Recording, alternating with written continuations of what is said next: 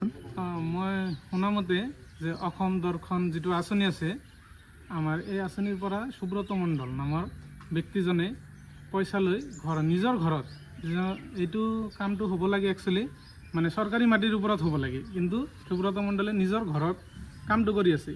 এজন যদি আদৰ্শৱান ৰাজনীতি দলৰ মানুহ হৈ তেওঁ যদি এনেকুৱা কাম কৰে তেনেহ'লে ৰাইজে কাৰ ওপৰত বিশ্বাস ৰাখিব?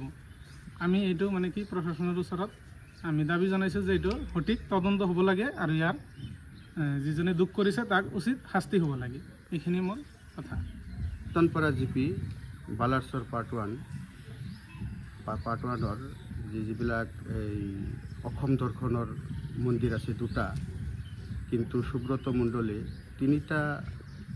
তিনিটা মন্দিৰৰ দুটা সঁচা আৰু এটা মিছা ভুৱা কাগজ পাতি নথি পত্ৰ দি সৃজন গ্ৰাম সমষ্টিৰ পৰা 1.5 লাখ উঠাই ঘৰত নিজৰ ব্যক্তিগত ঘৰত কাম কৰিছে আৰু 1.5 লাখ অভয়পুৰীৰ পৰা আনিব বুলি আমি খবৰ পাইছোঁ। সেই টকাখিনি জানি সঠিকভাৱে মানে তদন্ত হ'ব লাগে। ৰাইজৰ যিটো মন্দিৰ সেইটোত হ'লে আমাৰ কোনো আপত্তি নাই।